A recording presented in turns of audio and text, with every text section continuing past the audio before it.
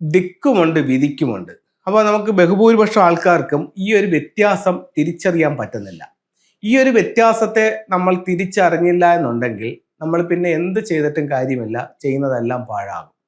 കാരണം എന്ന് പറഞ്ഞു കഴിഞ്ഞാൽ ഇപ്പോൾ ഒരു ദിക്കിനെ നമ്മൾ കറക്റ്റായിട്ട് നോക്കുന്നത് കറക്റ്റ് കോമ്പസ് വെച്ചിട്ട് കറക്റ്റ് ചെയ്യണം. അപ്പം നമ്മൾ സൂര്യനെ വെച്ചിട്ട് തന്നെ എല്ലാം കറക്റ്റ് ചെയ്യുമ്പോൾ എല്ലാം എപ്പോഴും അത് ശരിയായിക്കണമെന്നില്ല. ചില ഘട്ടങ്ങളിൽ ഈസ്റ്റ് എന്നുള്ളത് ചിലപ്പോൾ സൗത്ത് ഈസ്റ്റിലായിരിക്കും സൂര്യൻ നിൽക്കുന്നത്.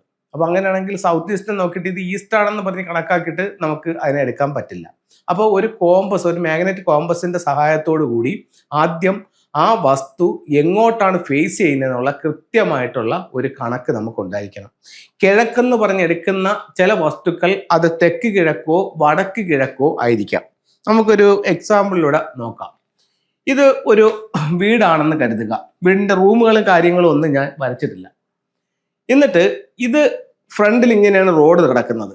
അപ്പം ഈ വസ്തുവിൽ നിന്ന് നമ്മൾ റോഡിലേക്ക് നോക്കുകയാണ്. റോഡിലേക്ക് നോക്കുമ്പോൾ അതിൽ ഡിഗ്രി നിൽക്കുന്നതെന്ന് പറഞ്ഞു കഴിഞ്ഞാൽ നമുക്ക് ഒരു 35 ഡിഗ്രി ആണെന്ന് കരുതുക. 35 ഡിഗ്രിയിലാണ് നിൽക്കുന്നത്. അങ്ങനെയാണെങ്കിൽ 22.5 മുതൽ 67.5 വരെയുള്ള 45 ഡിഗ്രി എന്ന് പറയുന്നത് നോർത്ത് ഈസ്റ്റിന്റെ ഡിഗ്രിയാണ്. അപ്പോൾ ഈ 35 എന്ന് പറയുന്ന ഏത് ഡിഗ്രിയാണ്? നോർത്ത് ഈസ്റ്റ് ആണ്. അപ്പോൾ അങ്ങനെയാണെന്നുണ്ടെങ്കിൽ ഈ വീട് നോർത്ത് ഈസ്റ്റിലേക്കാണ് ഫേസ് ചെയ്യുന്നത്. അപ്പം ഇതിന്റെ ഈസ്റ്റ് എവിടെയെന്ന് ചോദിച്ചു കഴിഞ്ഞാൽ ഈ കോർണറിലാണ് ഈസ്റ്റ് വരുന്നത്.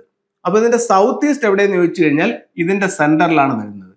സൗത്ത് ഈ കോർണറിൽ വരും. അപ്പോൾ ഇതിന്റെ തെക്കു പടിഞ്ഞാറ് എവിടെയെന്ന് ചോദിച്ചു കഴിഞ്ഞാൽ നോർത്ത് ഈസ്റ്റിന്റെ നേരെ ഓപ്പോസിറ്റ് വരുന്ന 45 ഡിഗ്രിയാണ് സൗത്ത് വെസ്റ്റ് വരുന്നത്. അപ്പം ഈ ദിക്കിനെ മനസ്സിലാക്കാതെ നമ്മൾ ഇവിടെ പലരും ചെയ്തു വരുന്നൊരു തെറ്റെന്ന് പറഞ്ഞു കഴിഞ്ഞാൽ, ഇതിൽ നമ്മളൊരു വീട് വെക്കാനായിട്ട് ഒരു പ്ലാൻ എടുക്കുന്നു എന്ന് കരുതുക.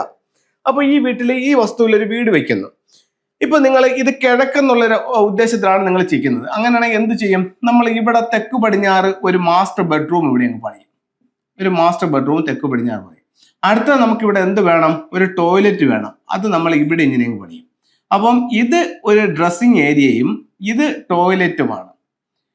ഇത് അതിലേക്കുള്ള ഡോറ്, ഇത് ഇതിലേക്കുള്ളത്, ഇത് ഇതിലേക്കുള്ളത്. ഇങ്ങനെ നമ്മൾ ഒരു മാസ്റ്റർ ബെഡ്റൂം പണിയും. ഇവിടെ നമുക്ക് സംഭവിച്ച തെറ്റെന്ന് പറഞ്ഞു കഴിഞ്ഞാൽ തെക്ക് പടിഞ്ഞാറ് എന്ന് പറയുന്ന 45 ഡിഗ്രിക്കകത്ത് നമുക്ക് എന്ത് സംഭവിച്ചു? സൗത്ത് വെസ്റ്റിൽ ടോയ്ലറ്റ് കയറി. ഒരു ദിക്കിന്റെ കന്നിയിൽ ടോയ്ലറ്റ് വന്നാൽ എന്തൊക്കെ ദോഷങ്ങൾ ഉണ്ടാവോ അതേ ദോഷങ്ങളെല്ലാം ഇവിടെ ഈ ടോയ്ലറ്റ് മൂലവും നമുക്കുണ്ടാവും. നമ്മൾ ഈ തെറ്റ് അറിഞ്ഞിട്ടില്ല. ഒരുപാട് വീടുകൾ നമ്മൾ കൺസൾട്ട് ചെയ്തപ്പോഴത്തേക്ക് നിങ്ങളുടെ കന്നിയിലാണല്ലോ ടോയ്ലറ്റ് നിൽക്കുന്നതെന്ന് വെച്ചാൽ, അല്ല സാറേ കന്നിയിലല്ലേ, കന്നി താണ്ട് ഇതല്ലേ. ഇത് യഥാർത്ഥത്തിൽ അവർക്ക് തെക്കോ അല്ലെങ്കിൽ പടിഞ്ഞാറോ ആയിരിക്കും. അതാ വീടിന്റെ ഡിഗ്രി ബേസ്. ഈ വീടുകളിലാണെങ്കിൽ ഇത് അവരുടെ തെക്കാണ്. അവർ കരുതിയിരിക്കുന്നത് എന്താണെന്നാണ്? ഇത് തെക്ക് പടിഞ്ഞാറെന്നാണ് കരുതിയിരിക്കുന്നത്. യഥാർത്ഥത്തിൽ ഇവിടെ സംഭവിച്ചെന്താണ്? ഇതാണ് തെക്ക് പടിഞ്ഞാറ്, ഇത് തെക്ക് വശവും. അപ്പോൾ ഈ തെക്ക് പടിഞ്ഞാറ് ടോയ്ലറ്റ് വരാൻ പാടില്ല. അപ്പോൾ ഒരു കാരണവശാലും ഈ ദിക്ക് തിരിഞ്ഞിരിക്കുന്ന വീടിൽ ഓരോ 45 ഡിഗ്രിയെയും വളരെ സൂക്ഷ്മമായി പരിശോധിച്ച് എവിടം മുതൽ എവിടം വരെ ഉണ്ടെന്ന് മനസ്സിലാക്കി ആ ദിക്കിൽ തെക്ക് കിഴക്കിലോ വടക്ക് കിഴക്കിലോ തെക്ക് പടിഞ്ഞാറിലോ നിങ്ങളുടെ ടോയ്ലറ്റ് ഒഴിവാക്കിയിരിക്കണം. ഒഴിവാക്കിയില്ല എന്നുണ്ടെങ്കിൽ ഈ ദിക്കിൽ ടോയ്ലറ്റ് വന്നാൽ എന്തൊക്കെ ബുദ്ധിമുട്ടുണ്ടാവും അതെല്ലാം നമ്മുടെ ജീവിതത്തിലേക്ക് ഉണ്ടാവും.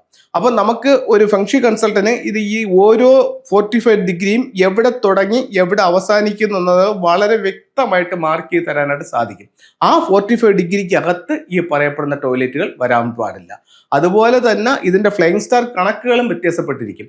ആ ഫ്ലൈങ് സ്റ്റാർ കണക്ക് അനുസരിച്ചിട്ട് നല്ല സ്റ്റാർ ഇവിടെ നമ്മൾ ഉച്ചനീച്ചങ്ങൾ നോക്കി പോകുമ്പോൾ ഒരുപക്ഷെ നമുക്ക് തെറ്റാൻ സാധ്യതയുണ്ട്. അപ്പൊ അതുകൊണ്ട് ഫ്ലൈങ് സ്റ്റാർ നമ്പറുകളെയും കൂടെ പരിഗണിച്ചുകൊണ്ട് മാത്രം ഇതിന്റെ പ്രധാന ഡോറുകൾ പണിയേണ്ടതാണ്. ആ രീതിയിൽ ചെയ്തില്ല എന്നുണ്ടെങ്കിൽ ഒരുപാട് ബുദ്ധിമുട്ടുകൾ ഇത്തരം വീടുകളിൽ ഉണ്ടായിരിക്കും. ഇത് പെട്ടെന്ന് മനസ്സിലാകുന്ന ഒരു സബ്ജക്റ്റ് അല്ല. പക്ഷേ ഇത് ഇത്തരത്തിലുള്ള ആയിരക്കണക്കിന് വീടുകളുണ്ട്. ഇതിൽ ഒരുപാട് പ്രോസ്പെരിറ്റി തരുന്ന വീടുകളുമുണ്ട്, അതല്ല ദൗർഭാഗ്യങ്ങൾ തരുന്ന വീടുകളുമുണ്ട്. അത് ഓരോ വീടിന്റെയും ഫ്ലൈങ് സ്റ്റാറിന്റെയും ഈ ദിക്കുകളെയും ബേസ് ചെയ്തിട്ടാണ് ഇരിക്കുന്നത്. എല്ലാവർക്കും അത് മനസ്സിലായി കാണുമെന്ന് പ്രതീക്ഷിക്കുന്നു. നമുക്ക് കുറച്ച് ടൂൾസുകളിലേക്ക് പോകാം.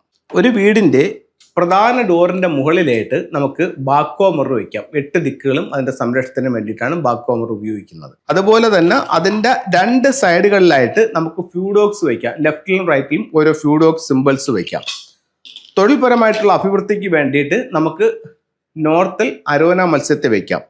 തെക്കു പടിഞ്ഞാറിന്റെ ദോഷത്തിന് പരിഹാരമായിട്ട് സൗത്ത് വെസ്റ്റ്, ലിവിംഗ് റൂമിന്റെ സൗത്ത് വെസ്റ്റിലോ ബെഡ്റൂമിന്റെ സൗത്ത് വെസ്റ്റിലോ നമുക്ക് ക്രിസ്റ്റൽ പിരമിഡ് വെക്കാം.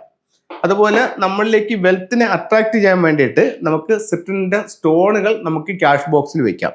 അതുപോലെ വെക്കാവുന്ന മറ്റൊരു ടൂൾ എന്ന് പറയുന്നത് ചൈനീസ് കോയിൻസ് ആണ്. അതുപോലെ നമുക്ക് വെക്കാം എന്താണ്, കുബേര കോയിൻസ് ഉണ്ട്. കുബേര കോയിൻസ്, ഇത് കുബേർ കോയിൻസ് ആണ്, കുബേര കോയിൻസ് ആണ്. ഇത് നമുക്ക് ക്യാഷ് ബോക്സിൽ പേഴ്സിലൊക്കെ സൂക്ഷിക്കാവുന്നതാണ്.